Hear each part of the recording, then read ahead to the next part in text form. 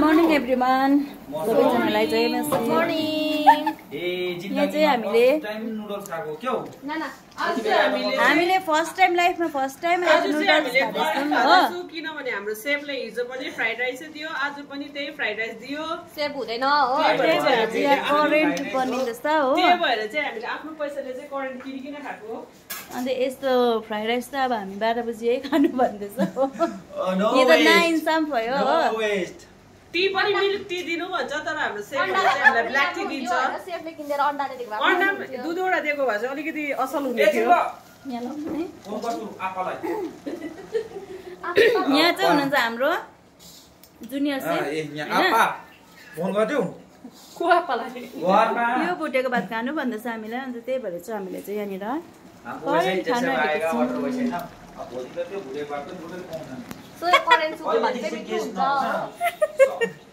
अब यो के पो रेड हिमालयन उसमा चाहिँ मोडल हुनेवाला छ विकास भन्नेको ज्यादै बोल्दैछ।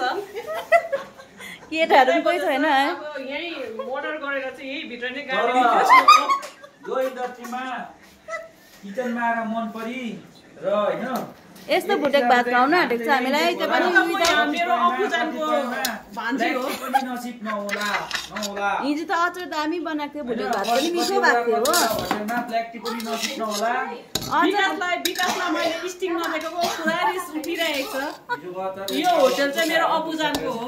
हिजो यो अचार दामी बनाएको भए यो भात पनि मजाले खान्थ्यौँ, करेन्ट खाने अवस्था हुन्थेन। यो भातमा पुरा कमेन्ट गर्छु म, यसमा तेल ज्यादा छ, आलु कहिले उफ्रेको आलु यसरी हालेको छ ठुलो, कहिले पनि यस्तो हुँदैन। उफ्रेको सब्जीमा चाहिँ भात हालेर चाहिँ हामीलाई यसरी दिन्छ। काम चाहिँ मरी लगाउँछ, खानु चाहिँ यस्तो दिन्छ। काम चाहिँ 4 जना मान्छे छ, एउटा रुम छ त्यो पनि चेक आउट भएको छैन हैन। यहाँ खानु मात्रै आउँदैछ भनिदिनु। एउटा रुम छ हैन, 4 जना स्टाफ छ हैन।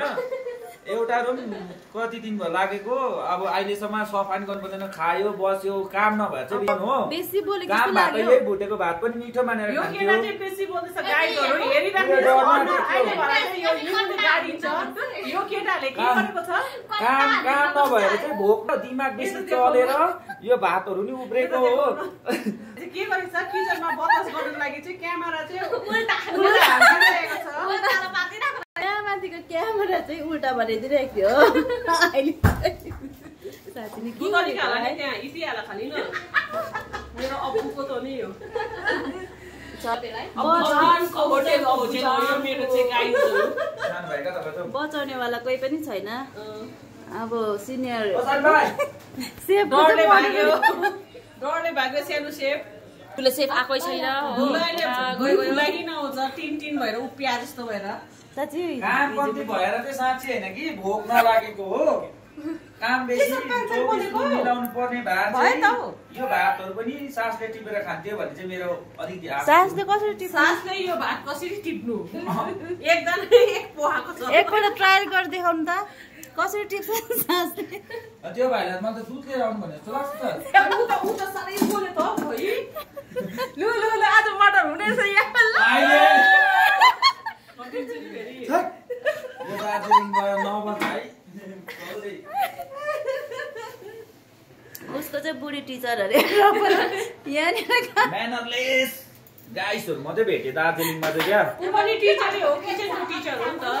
म्यानरलेस एकदम भन्नुसम्म भन्दैन नभनिदिइहाल्छ तपाईँकोबाट पनि। उ त्यो जल्यो खले भने चाहिँ मलाई गोले पकाएको हो।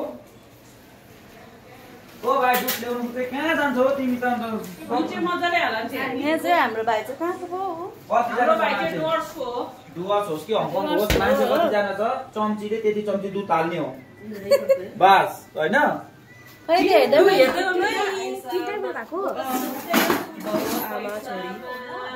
वेट जिन्दगी चल्दै म त सुतेर उठेको पैसामा। दुधको चिया खाने हैन, यसको नापमा दिन्छु जतिजना छ त्यो बेसी भयो अब यहाँ। ए बाबा यता डुवर्सको भाइ छ यहाँनिर चाहिँ। हामी सब डुवर्सको। यो दुईजना डुवर्सको मिलेर चाहिँ तर दुईजनामा त उलाई छिप्पु देख्दै रहेछ है। अब मलाई छिप्पु देख्यो, उलाई छिप्पु देख्दै रहेछ हैन। करेन्ट बनिँदैछ। भयो जति फेसिलिटी दियो त्यति नै